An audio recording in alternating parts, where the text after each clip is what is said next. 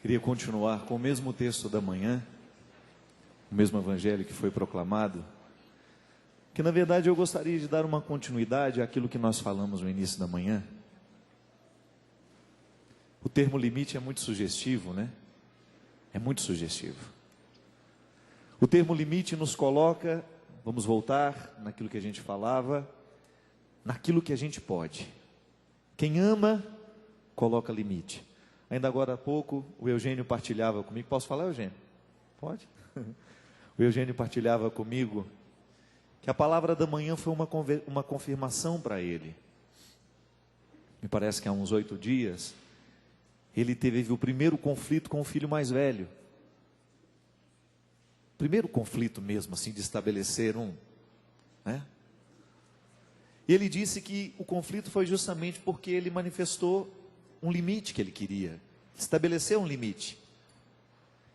Pais costumam ser mal compreendidos no momento em que colocam um limite para os filhos. Você que é pai sabe muito bem disso.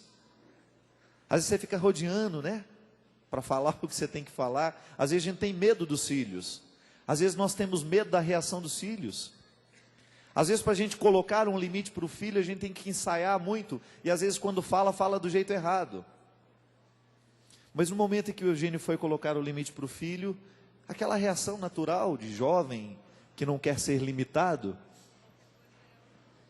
e ele estava dizendo que depois do conflito estabelecido, de passado alguns dias, quando o filho compreende que aquilo que o pai está limitando é para fazê-lo feliz, há uma alegria tão grande. E toda a casa se enche, esse foi o termo que ele usou. Toda a minha casa, Padre, se encheu de uma alegria tão grande, porque juntos compreendemos o limite que foi colocado. Quando os nossos olhos se abrem para perceberem que aquilo que foi colocado como limite é para a minha felicidade. Ninguém limita o outro para fazer sofrer, não. O limite que está colocado é para a gente descobrir o que nós podemos. Quando o sinal está fechado para você, a gente lamenta, oh meu Deus, eu estou com tanta pressa de chegar. Mas você não pode esquecer que existem pessoas, às vezes, com urgências maiores do que você, que estão passando no verde agora. No momento em que o limite se estabelece para você, é porque alguém está precisando viver a possibilidade. No momento que o filho vive o limite, é porque o pai está exercendo a sua possibilidade. Eu sou seu pai e eu ainda tenho o direito de dizer a você o que eu acho melhor para você. Eu ainda sou o seu melhor assessor. Eu ainda sou o seu amigo. Eu ainda sou aquele que quer o seu bem. Ele está limitado, mas o pai está com a possibilidade. E vice-versa.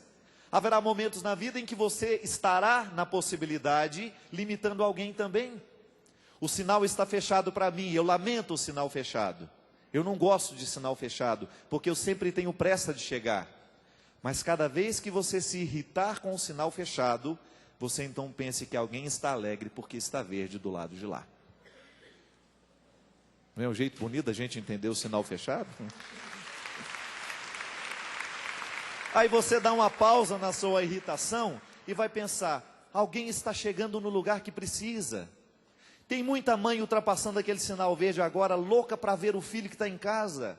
Aí você se alegra com isso. Nós precisamos ficar criativos, gente. Nós precisamos imaginar. A gente imagina tão pouco. E a raiva é um processo que limita a nossa imaginação. No momento em que nós estamos irritados com o sinal vermelho, é muito pouco provável que a gente possa imaginar a alegria do que está no verde. Nós somos muito egocêntricos. Nós somos muito ligados ao nosso umbigo. Nós somos muito ligados às nossas necessidades, aos nossos limites. Minha gente, hoje nós estamos aqui com um grupo de artistas. Não tenha medo deste nome. Língua portuguesa, artista é aquele que faz arte. Se você faz, você é artista. E conhecedor da natureza artística, que me julgo ser, por conviver muito com isso, por lidar o tempo todo com o processo artístico em mim ou nos outros, eu vou lhe dizer uma coisa. O artista é o ser humano, sem medo de errar, é o ser humano que mais condensa defeitos no mundo. Que animador, né? Nós temos limites demais. Sabe por quê? Porque nós temos 1001 possibilidades. O artista é aquele que consegue ver o mundo com mais amplitude. Você descobre a sensibilidade artística no e-mail que a pessoa te manda. Foi você que me deu o bonsai, não foi? Como é que é seu nome? Foi você que escreveu aquele e-mail para mim, Ana? Ana Cláudia, de Mauá. Essa menina me fez chorar com 5 linhas. Eu sabia que era ela que tinha me dado o bonsai. Ela me levou lá no programa da Quarta Viva. Me entregou, sabe o que é um bonsai, não sabe? Eu só não sei como é que cuida, depois você precisa me dizer. Foi igual um dia que eu fui comprar uma bucha para tomar banho. A mulher começou a dar tanta recomendação que eu achei que eu estava comprando era um cachorro. Essa bucha não pode ficar com sabão, porque não sei o que, papapá, você tem que levar para tomar sol, você precisa dar um banho nela com água, não sei o que, papapá. Falei, peraí, eu estou comprando uma bucha ou um cachorro? Porque se for um animal, isso aí eu não posso conviver com um ser vivo dentro da minha casa, além de mim. Então, quando eu ganhei o bonsai, eu achei lindo. Falei, meu Deus, o que eu vou fazer? Daqui a pouco ela está morta, porque eu não sei cuidar. Mas a Ana Cláudia, ela escreveu um e-mail para mim, com algumas frases, muito poucas mesmo. Como se fosse ela, a espectadora, que estava acompanhando alguém cruzar o espaço e me entregar um presente. Quem me dera, se eu soubesse que você estava aqui, eu teria trazido o seu e-mail para lê-lo. Gente, a sensibilidade dessa menina, na construção das mãos trêmulas, a chave do e-mail foram as mãos trêmulas. Porque ela estava nervosa mesmo quando ela se aproximou de mim. Mas eu não sabia que quem me deu descreveu a cena. Eu achei que era uma outra pessoa que estava acompanhando o que estava acontecendo. Mas não, era ela mesma fazendo do ato de me entregar um presente uma descrição poética. Mãos trêmulas que se encaminham para presentear. Este era o tema. Eu fui lendo aquele e-mail e ao final dele, eu estava chorando, emocionado, impactado. No processo de criação artística, nós chamamos isso de afetação. Não é aquilo que você está pensando, não. Afetação. O processo de ser afetado por uma coisa. Assim como uma palavra tem o poder de me afetar, ela entra dentro de mim. Como uma agulha provoca uma reação no corpo que perfura. Eu fui afetado pelas palavras da Ana. Por quê? Não eram palavras comuns. Não eram palavras comuns que se escrevem num e-mail, que se dizem aquilo que viu. Oi, tudo bem? Aqui nós estamos muito bem, obrigado, papapá. E aí, a família, como é que vai? Não. O artista é aquele que consegue retirar a realidade, a mais simples delas. O mais simples de todos os acontecimentos, ele reveste de uma poesia que nós ainda não tínhamos tido a possibilidade de sentir daquele jeito. Eu não sei se você conhece aquela música que o Djavan fez uma versão muito bonita. Sorri quando tudo terminar. Já ouviram? E sentires os dias tristonhos. Sorri quando eu não sei a letra. Vai mentindo a sua dor. Ele falando do processo, olha que beleza, gente. Quando você não for capaz de sorrir totalmente, sorri ainda que seja daqui. Porque o sorriso é muito mais do que um movimento dos lábios.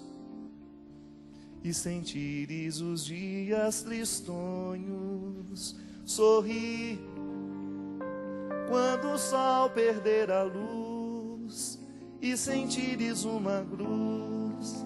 É isso, sei não. Eu só sei que é lindo.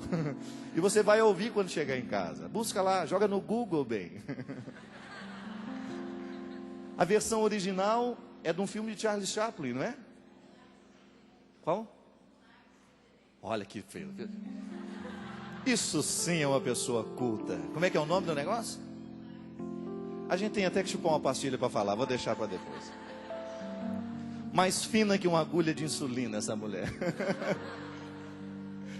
Mas o artista tem a possibilidade de retirar do dia comum aquilo que a gente não viu. Você pode ter certeza que se você tem alma de artista, assim como eu reconheci na alma da Ana, uma sensibilidade tão aguçada que faz diferença na vida, minha gente. Me escreva mais e-mails, por favor. Nós precisamos o tempo todo.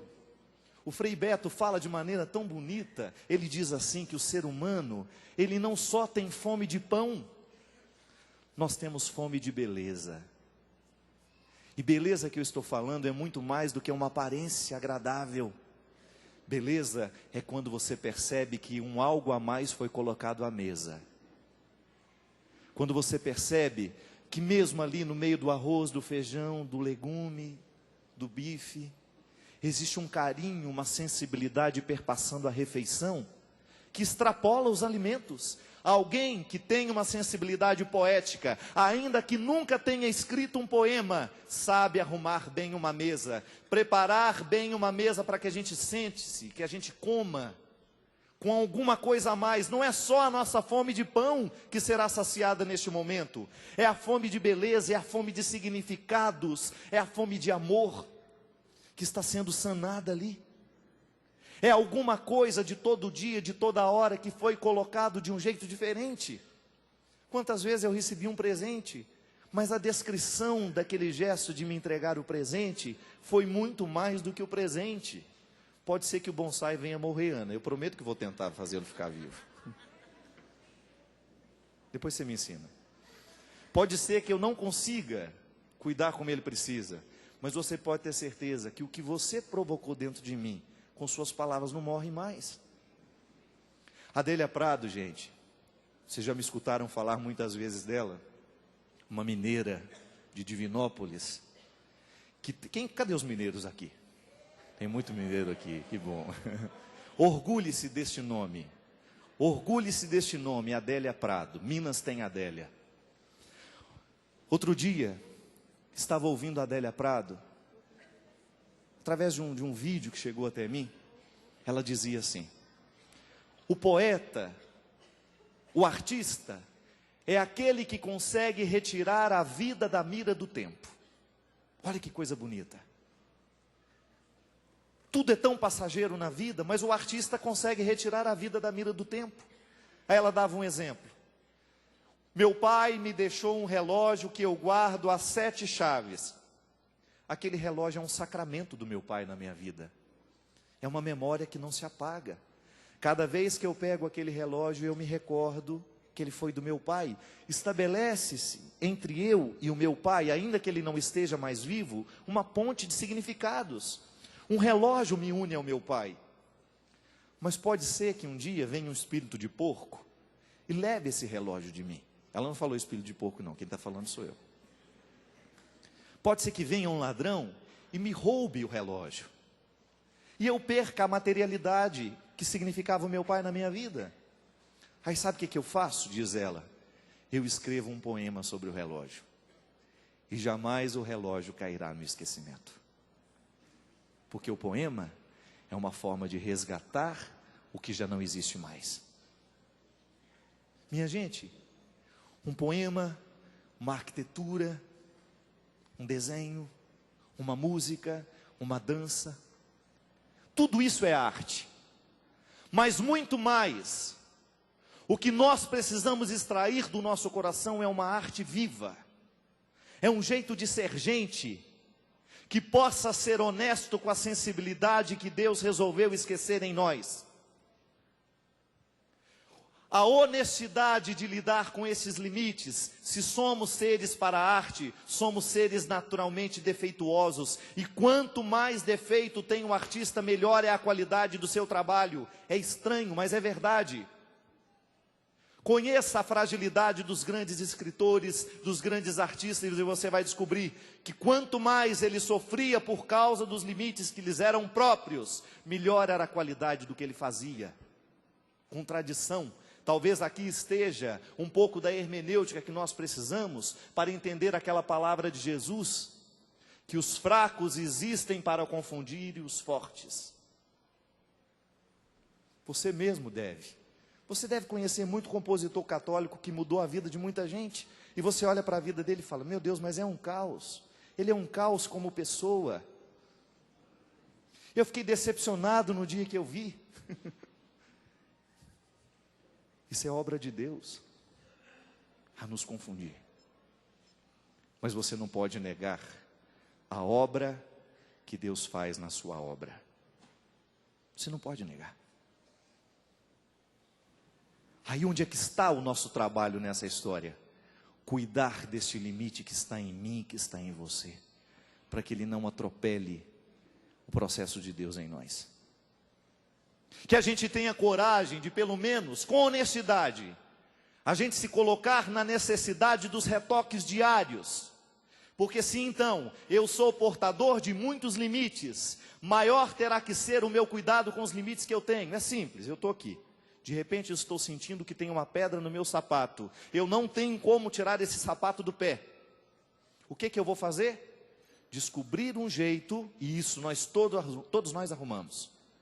É impressionante a capacidade que o ser humano tem de driblar essas pequenas coisas. Você dá um jeitinho, joga aquela pedra para um lado, e você sabe que haverá um jeito de pisar, sem que aquela pedra impeça o seu caminho. Quem já passou por essa experiência aqui, levante a mão. Pronto. Não estou falando nenhuma bobagem. Não. Em algum momento a gente descobre um jeitinho de colocar aquela pedra no lugar dela. É disso que nós estamos falando. Aperfeiçoamento da arte que há em você. Você tem todo o direito de ter limites. E eu tenho este anúncio aqui hoje para você. Quanto maior for a qualidade da sua arte, certamente serão inúmeros os defeitos que lhe acompanham. Sabe por quê? Outro dia eu estava lendo um livro de gênese literária. É a crítica da crítica. Como é que nasce? Ela não está preocupada em como é que uma obra literária foi interpretada. Não, ela está muito mais preocupada como que o artista concebeu aquela obra. E ele só pode conceber no rascunho. Eu, no momento em que escrevo, você, no momento em que escreve, quantos rascunhos você faz antes que a obra fique pronta? Pronto, é disso que eu estou falando. A gênese literária se ocupa dos rascunhos dos rascunhos. É ali que a verdadeira alma do artista está sendo mostrada em seus detalhes. Quanto mais rascunho tem uma obra, melhor será a qualidade dela. É impressionante, gente. Mas a experiência do rascunho, do limite, daquilo que você ainda não gosta, isso é absolutamente necessário para o humano poder viver o aprimoramento. Para que depois você devolva ao mundo a sua visão aprimorada, ainda que seja dos detalhes da existência. Para você descobrir um jeito bonito de dizer o que é trágico. Para que você descubra um jeito bonito de estabelecer as pontes da redenção que o mundo precisa. Gente, está todo mundo, quantas pessoas hoje estão mergulhadas no barro de Adão, das misérias que são próprias do mundo de hoje, e elas não chegam à condição do Cristo, ao altar do Cristo, é porque não existem pontes para atravessar. E ninguém anda em banguela. Não é banguela não, como é que chama? Pinguela. Pinguela. Banguela a gente também evita. Desce na banguela.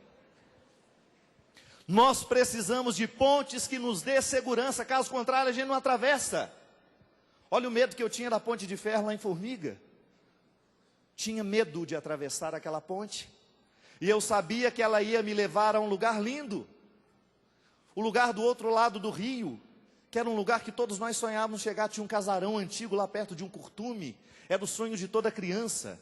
Os nossos irmãos mais velhos, sabedores do nosso medo de atravessar a ponte, ficavam dizendo, lá naquela casa tem cada livro do tamanho de vocês. Verdade, dizia que a biblioteca tinha uns livros de 1 metro, 1,5 metro. E a gente ficava, meu Deus. E aí eu me lembro que eles ainda mentiam mais ainda. Você abre as páginas, você vê os personagens lá dentro. E nós ali, 5, 6 anos, acreditávamos nessas bobagens. Se você fala hoje para o Pedro isso, imagina. Fala para o seu filho hoje de 5, 6 anos. Mas nós não tínhamos a coragem de atravessar a ponte. Nós ainda não estávamos seguros de que podíamos atravessar aquela ponte. Minha gente, o artista, ele tem que se prestar o tempo todo a viver o ofício de ser ponte.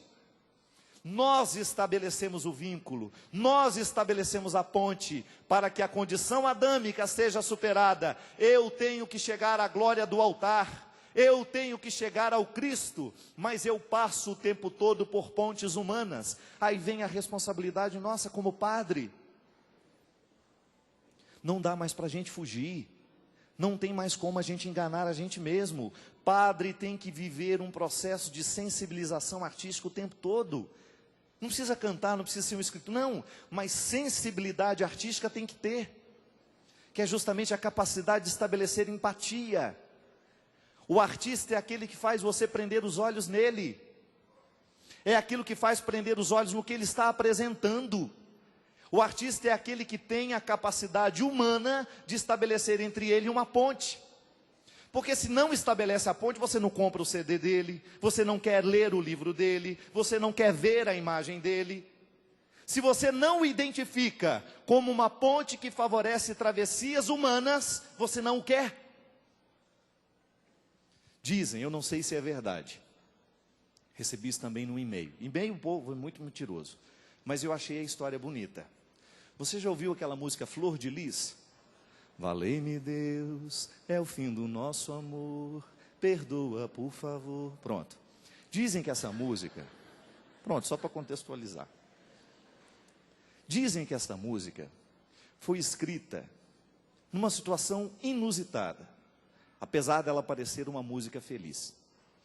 Dizem que o autor dessa música perdeu a esposa que chamava Maria.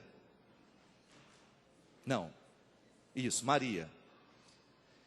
E que a mulher morreu de parto, e que no parto morreu a filha, chamada Margarida. Olha a ponte que o autor estabelece, se isso é verdade mesmo, olha a ponte que o autor estabelece da dor que ele sentiu com a música que ele compõe. E o meu jardim da vida ressecou, morreu, do pé que brotou Maria, nem Margarida nasceu. E o meu jardim da vida ressecou, morreu, do pé que brotou Maria, nem Margarida nasceu. Um homem comum escreve um negócio desse, minha gente. Ô gente, a Maria morreu. A notícia é seca. Ela não estabelece ponte para nada. Olha para o Calvário. Olha para o Calvário. Se esta cena não fosse descrita com olhos de poeta, nós não iríamos gostar disso que a gente vê. E nisso está a sensibilidade dos discípulos, ao perceber que o mestre era poeta o tempo todo, que o mestre era artista o tempo todo, que a multidão corria atrás dele o tempo todo, porque a multidão via nas suas palavras pontes que favoreciam as travessias. Oh meu Deus! Olhe para os personagens que se encantaram com a presença de Jesus. Todos eles descobriram nas fragilidades dos seus limites, descobriram na palavra de Jesus um jeito de sanar essas fragilidades e limites. É um jeito de colocar sentido no que a gente sente. É um jeito de você começar a entender a sua dor. Eu, como padre, eu não tenho como entrar na sua vida e mudar os seus sofrimentos. Eu não tenho, mas eu lhe prometo que munido da palavra de Jesus, munido do mestre que me faz ser padre, eu posso lhe convencer a olhar de um jeito diferente para aquilo que lhe faz sofrer. Eu lhe ofereço uma ponte. Eu não estou lhe dando um milagre, eu não estou lhe dando uma mágica, eu não estou lhe dando um jeito ingênuo de interpretar a sua vida, mesmo porque eu não sou adepto disso. Palavras ingênuas não me convencem de nada, e eu sou assim desde criança. A religião que tocou o meu coração foi a religião que eu vi sangrar. Foi feita de dedo machucado, foi feita de calvário. Essa religião eu acredito que é aquela que me faz ser gente na luta.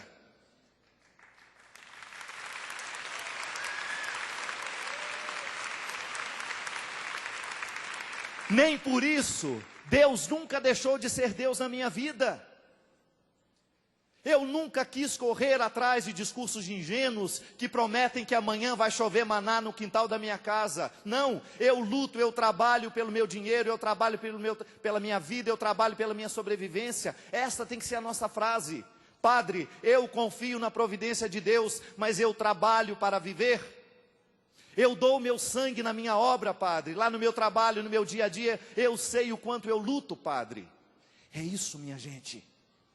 Eu também acredito na proteção de Deus, mas eu confesso para você que eu olho para os dois lados da rua antes de atravessá-la. Deus me protege. E atravessa a Avenida Paulista para ver o que vai acontecer com você. Vai fazer igual a Iracema do Adoniran Barbosa. Iracema, o chofer não teve culpa, Iracema. Verdade. Confiar na providência é você ter consciência do seu limite. Não chove maná na casa de ninguém. Não vai trabalhar não para ver. A canção nova sobrevive de providência, mas esta providência é concreta o tempo todo. Este povo trabalha o tempo todo. Ninguém fica aqui esperando as coisas acontecerem, não. Venha ver os bastidores para ver, está todo mundo dando sangue naquilo que pode. São detalhes tão pequenos que às vezes pode parecer poucos, mas é isso que faz a diferença naquilo que você me escuta agora. Quantas vezes você mexeu aí nas suas economias, pequenas, poucas, mas você concretizou a providência de Deus aqui na Canção Nova. Eu pergunto, já choveu dinheiro na sua casa? Não. Eu não acreditei nem em Papai Noel, nunca. Porque a primeira vez que eu coloquei meu sapato na janela, esse ordinário não passou, não deixou presentinho nenhum, ainda roubaram o meu sapato, único que eu tinha.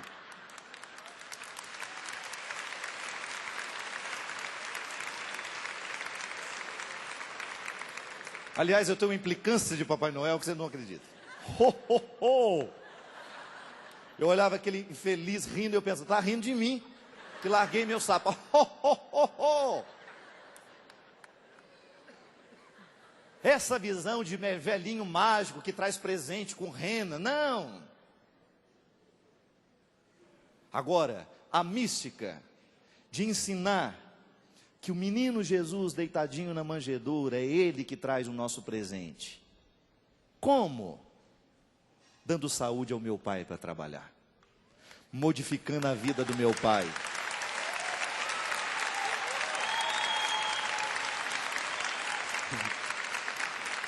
Papai Noel, porcaria nenhuma, o escambau de Papai Noel.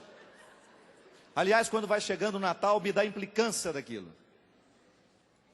A mim, o que comove o meu coração, assim como o e-mail da Ana, o que comove o meu coração é saber que aquela imagem pequenininha de um menino, de um recém-nascido, me ensina um jeito diferente de interpretar os meus limites. Ele é meu assessor. Quanto maior é o limite de uma pessoa, maior é o número de assessores que ela precisa para viver. Veja os grandes artistas. Tem assessor para falar sobre isso, assessor para aquilo, assessor para aquilo, assessor para aquilo, assessor para isso. É o limite. Quem tem coragem de expor os limites que tem, arruma assessor. Na nossa arte, nós precisamos de assessores o tempo todo, mas nós não temos dinheiro para pagar os assessores. Então nós temos que andar bem acompanhados. Os nossos limites serão melhor vividos à medida em que nós tivermos pessoas do nosso lado que nos amam. Você, Eugênio, você, Luiz, quantas vezes no exercício de levar uma comunidade junto com vocês não precisavam de gente que do lado falava, Eugênio, não faça isso, pelo amor de Deus, porque você erra e ainda faz errar os seus. Luiz, não faça uma bobagem dessa, porque você erra e faz errar os seus. Você que é coordenador de alguma coisa. Não fique por cima da carne seca, achando que você está por cima de tudo, sabendo tudo. Não. Quanto maior é a nossa responsabilidade, maior é a necessidade que nós temos de gente para pensar com a gente.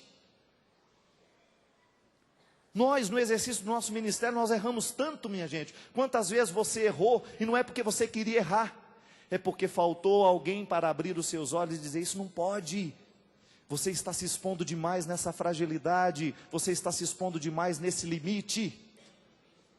Eu tenho muitos limites, tenho mesmo, e não tenho medo deles. E tem hora que eles vêm para fora de um jeito tão grande, tão grandioso, que eu machuco todo mundo que está do lado.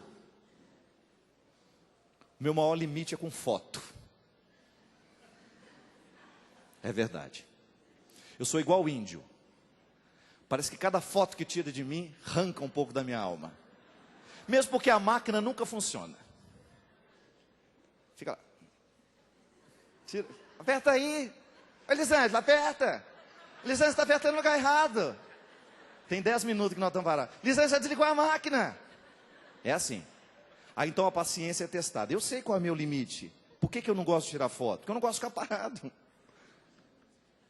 Você tem que experimentar. Eu estou partilhando isso, né, para exemplificar. Quando eu sou colocado numa situação que o meu limite vem para fora, eu não gosto. Sabe por quê? Eu prefiro dar o que eu tenho de melhor. E você, no momento em que você toca o seu limite, você tem o direito de estabelecer o seu paraíso. É seu. Ainda ontem, o interessante, eu passei rapidamente numa loja assim, a menina estava com uma cara de brava, e eu nem sabia quem era, né? Eu brinquei assim: está muito brava hoje? Aí ela deu assim um sorrisinho meio, né? Ela falou assim: nossa, eu estou em tempo de matar uma pessoa hoje. Eu falei: pelo amor de Deus. Aí eu já fui me afastando, né? Já perguntei de novo: mas por quê? Ela falou assim: por que veio uma pessoa que me falou tanto desaforo? Aí eu falei: aí eu entendi. Quando alguém fala um desaforo para a gente, ela esbarra no nosso limite, na nossa ferida. Muitas vezes nós não gostamos de ouvir o que os outros têm a dizer para nós. Muitas vezes nós não gostamos de esbarrar nos limites que a gente tem, mas nós temos que tocá-los. Ainda que seja para determinar: a partir de hoje eu não quero isso para a minha vida. Porque você sabe onde a sua pedra está apertando. E a assessoria, essa assessoria tão necessária que nós precisamos ter na vida, minha gente, é a mesma que os discípulos tiveram no período depois da crucificação. É interessante demais. Quando se estabelece sobre o Calvário este cenário, a morte de Jesus. A morte de Jesus representou a grande decepção que os discípulos viveram. Ficaram decepcionados. O que Jesus prometeu não aconteceu. Ele havia prometido coisas grandiosas, um novo reino. Não aconteceu. Só que eles não haviam entendido absolutamente nada. Tanto é que com o Calvário, a comunidade dos primeiros discípulos vai se esfacelando. Eles voltam à antiga vida porque perderam a assessoria. O grande assessor, aquele que verdadeiramente emprestava mística para que eles pudessem viver, foi embora. Vocês conhecem uma grande artista no Brasil, que deu certo por causa de uma assessora que ela tinha, uma pessoa estranha até, que criou toda a imagem daquela grande artista, e que no momento em que cortou o vínculo com aquela artista, a carreira nunca mais foi a mesma. Só para exemplificar que uma boa assessoria leva o artista para as alturas. Uma má assessoria enterra um talento, enterra uma capacidade, e é disso que nós estamos falando, minha gente. Para o artista cristão, o assessor principal é o Cristo. É Ele que te dá sangue, é Ele que te dá motivo, é Ele que te dá poesia, é Ele que te dá gesto, é Ele que te dá condições de exercer a arte que você exerce. É a palavra dele que você tem que ouvir. É o exemplo dele que você tem que seguir. Sempre, sempre. Coloque-se diante de Jesus e pergunte se isso que você faz, se isso que você vive, está em consonância com aquilo que ele espera. É fácil, a palavra está aí, o evangelho está aí, os ensinamentos estão aí. Toda a antropologia que poderia ter sido proposta foi. Com a morte de Jesus, os discípulos se decepcionam. Eles voltam às atividades antigas. Eles rompem o vínculo com o assessor. Eles rompem o vínculo com aquele que estava salvaguardando o tempo todo o exercício do ministério deles. E ao ir embora, com o processo da morte, a decepção que se estabelece, aí a traição, a negação, o enforcamento e todas aquelas pequenas tragédias que aconteceram, que você já sabe, frutos da decepção dos discípulos, só vai terminar, só vai ser finalizada aquela decepção no momento em que o Cristo retorna, ressuscitado, e continua então a estabelecer sobre a vida dos discípulos uma nova influência, diferente daquela terrena, diferente daquela que estava sendo manifestada com a presença física. Agora tem um outro jeito de Jesus continuar no nosso meio, tem um outro jeito de Jesus continuar na vida dos discípulos, através de uma expressão simples: vem, Senhor Jesus, vem. Esta palavra é a frase que a igreja repete para que a força do Espírito manifestada no Cristo, manifestada na força trinitária, possa vir continuar guiando a nossa missão, possa vir dar complemento às suas incompletudes, possa vir dar significado aos seus limites, porque você experimenta na sua carne. Quantas vezes na solidão da sua vida você lamenta o fato de não ter assessoria? Porque sofrer sozinho, minha gente, é uma das coisas mais doídas que nós podemos experimentar na vida. Quantas vezes você se perde dentro de você mesmo, porque falta alguém olhando nos seus olhos e dizendo: faça assim, experimente de outro jeito, tente outro caminho. Quantas vezes, mergulhado nesses inúmeros limites que você tem, você não consegue encontrar solução para os problemas da sua vida, e o que você mais precisaria, o que você mais solicitaria naquele momento seria isso: alguém que olhasse nos meus olhos e me ajudasse a tomar a decisão certa, alguém que pudesse lançar uma luz na minha vida, alguém que pudesse iluminar o meu caminho para que eu não tropeçasse tanto como estou tropeçando. E se você tem muito mais limites do que os outros, as suas lutas serão muito maiores também. Você viu aquela cantora inglesa, uma das mais talentosas cantoras da atualidade, que está hospitalizada,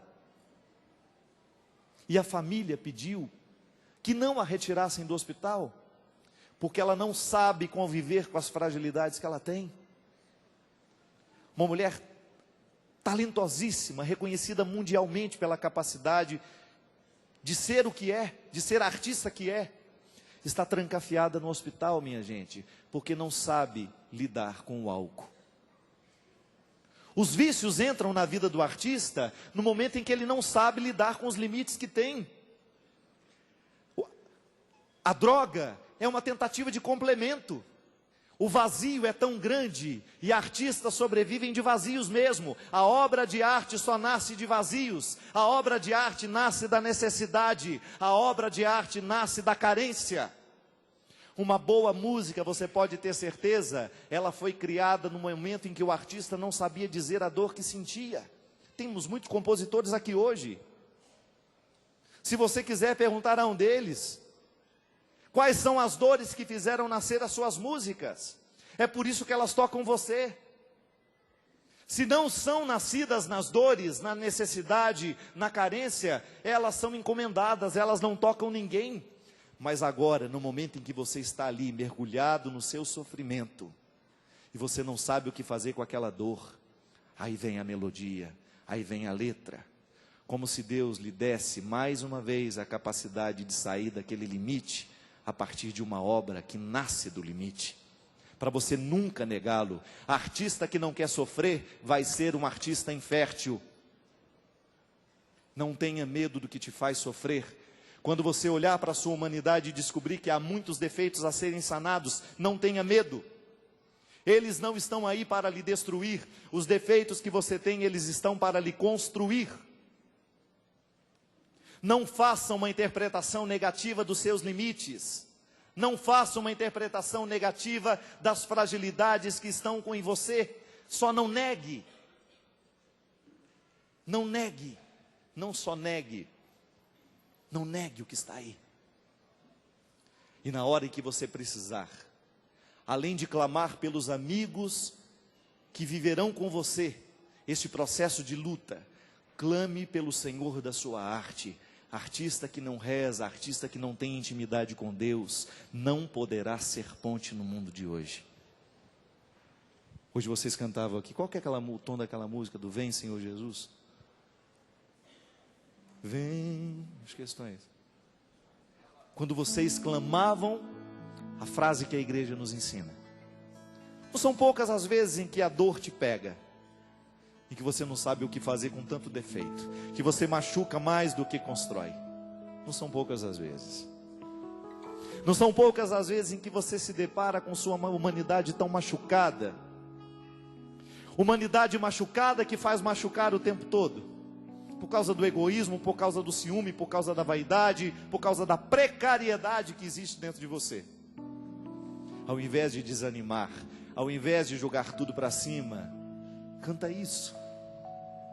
Canta essa frase tão cheia de poder, para que o Senhor da sua arte venha lhe socorrer. Para que Ele venha lhe ensinar o jeito melhor de ser gente.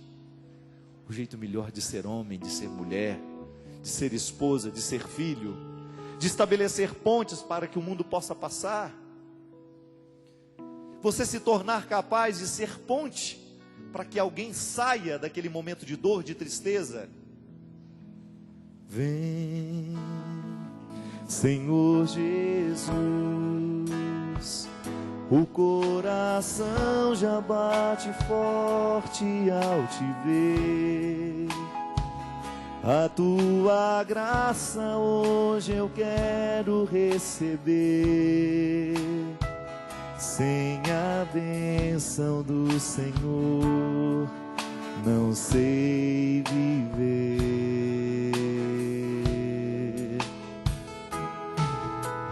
Vem, Senhor Jesus, olhar o povo ao teu redor me faz lembrar a multidão lá no caminho a te esperar. Vem, ó Santo de Israel, passar por mim. Olha que coisa linda. Olhar o povo ao teu redor. Onde Jesus estava, minha gente, as pessoas corriam até Ele. Corra também. Quantas vezes nós precisamos correr atrás de Jesus e a gente não encontra o jeito de correr? Quantas vezes nós precisamos também correr atrás do Mestre para que a gente possa receber dele aquilo que Ele tem a nos entregar? É Ele que se dá. É Ele que entrega sentido, é Ele que faz com que o seu coração possa descobrir uma razão para continuar vivo.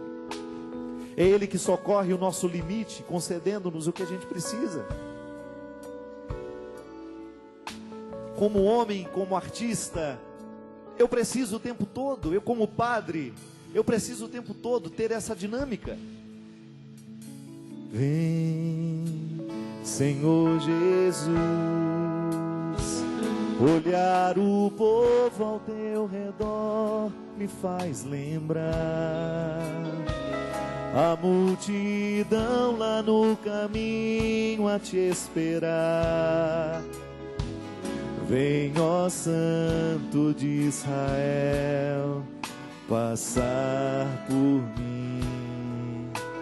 Nesse lugar é o Rei que à nossa frente está.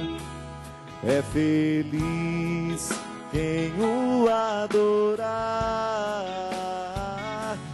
É o Rei.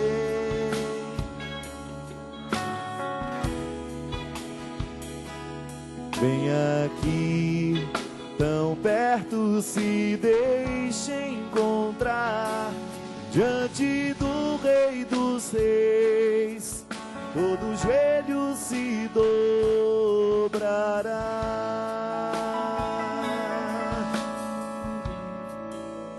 É isso. A história continua do mesmo jeito. Só muda o nome, só mudam os personagens. Hoje nós somos os novos homens e mulheres que precisam correr atrás de Jesus. Nós precisamos dessa ponte que Ele nos dá, minha gente. E o mais bonito, a ponte que Ele nos dá, Ele nos ensina a fazer. Nós recebemos dEle, e aquilo que Ele nos oferece, é aquilo que Ele nos dá condições de oferecer também. Pensar que Deus entra na nossa vida para nos ensinar a construir essas pontes. Construir pontes, esta é a missão do artista. Pontes que favoreçam travessias felizes. É o Rei, à nossa frente está. É feliz quem o adorar. É Jesus, o nosso mestre rei. Vem aqui, tão perto, se deixe encontrar. Diante dos reis dos reis, todo joelho se dobrará. Mais uma vez, bem bonito. Jesus, o nosso mestre rei.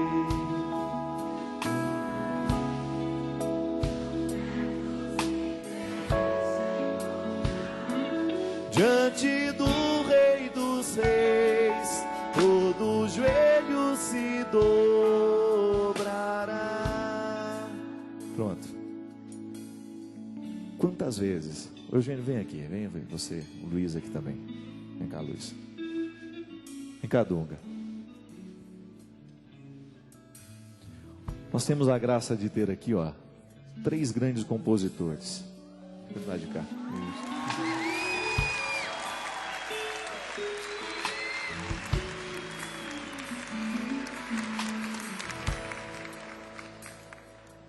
Eu poderia dizer para vocês que a primeira vez que eu ouvi a música Restauração, eu pensei, meu Deus, como esse rapazinho precisou sofrer para escrever isso. Como esse rapazinho deve ter batido a cabeça na parede até ele aprender essa verdade. Estou mentindo, Dunga? Não, é exatamente isso. O Luiz foi uma das pessoas mais importantes no meu processo de conversão, ele sabe disso. Quando eu recebi na minha casa, através do Padre Léo, o CDzinho lá da comunidade de Recado, 10 anos. Tinha uma música que chamava Um Tal Jesus. Quando eu ouvia aquela música, era impressionante quanto que ela repercutia dentro de mim. E o quanto que ela me colocava de joelhos, mesmo sem que eu dobrasse fisicamente.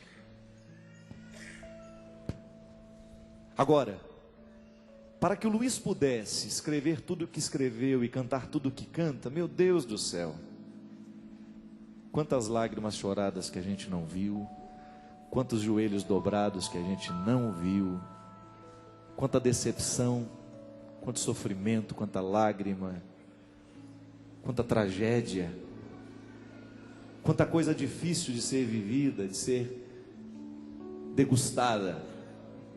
Fala. Esse negão ali não tem nem o que falar, não. O Eugênio, um dos maiores profetas que eu conheci na minha vida, com sua capacidade de ser homem, de ser pai, marido da Marta, pai daquela família tão linda. Você olha para ele aqui hoje, você não sabe o que o Eugênio passa, não.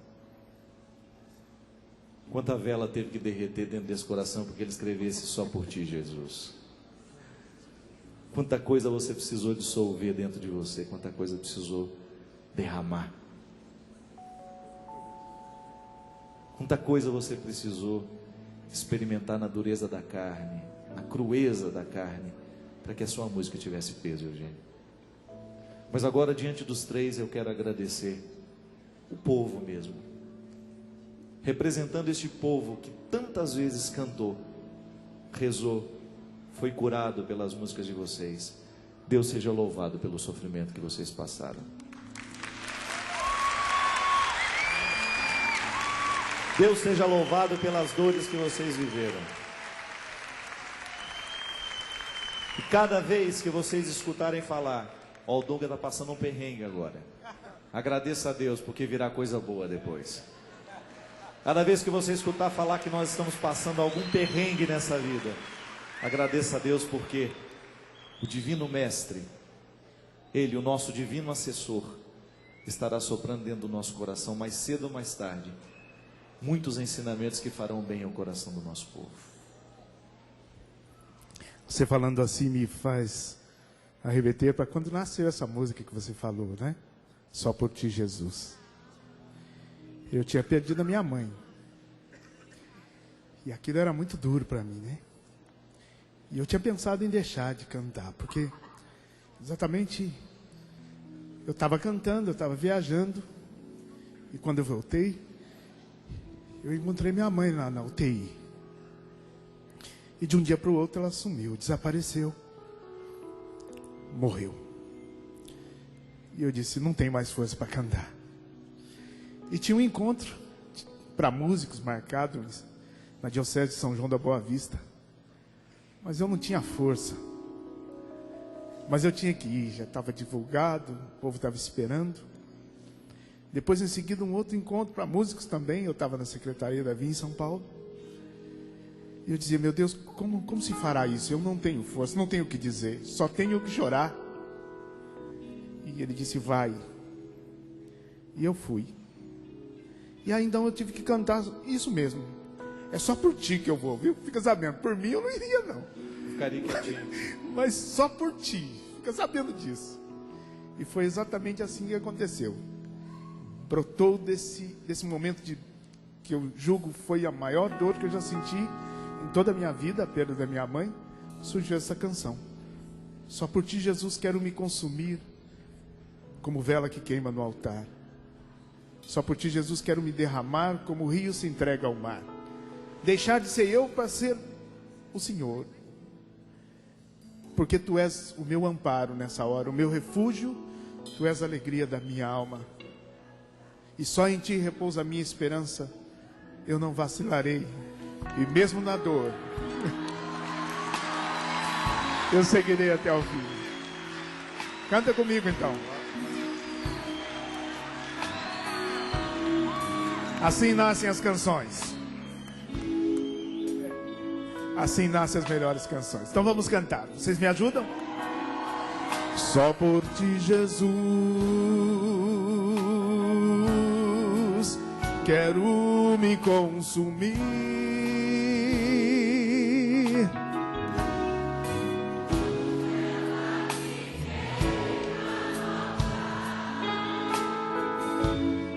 Me consumir de amor.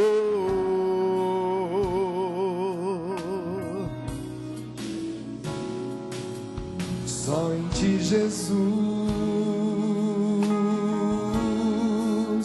quero me derramar, como um rio se entrega ao mar,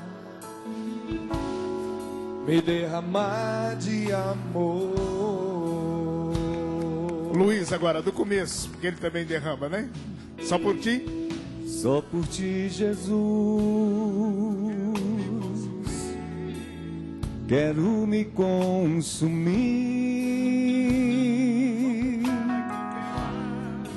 como vela que queima no altar, me consumir de amor.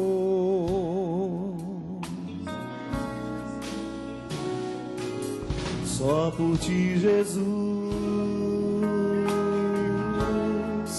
quero me derramar,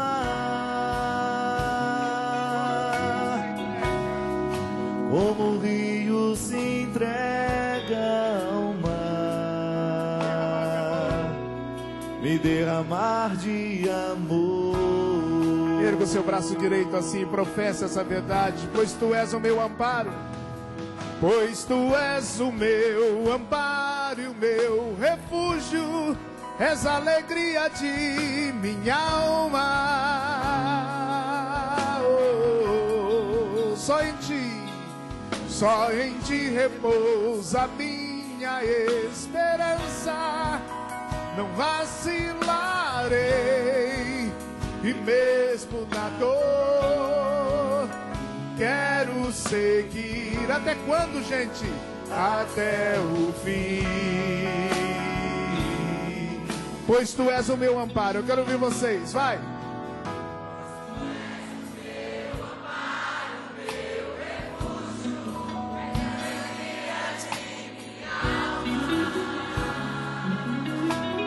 Só em ti repousa a minha esperança. Vamos! Só em ti repousa a minha esperança. Não vacilarei mesmo na dor. Quero seguir até quando? Até o fim. O fim que não tem fim. Não tem fim, é eterno. Por quem? Só por ti, Jesus.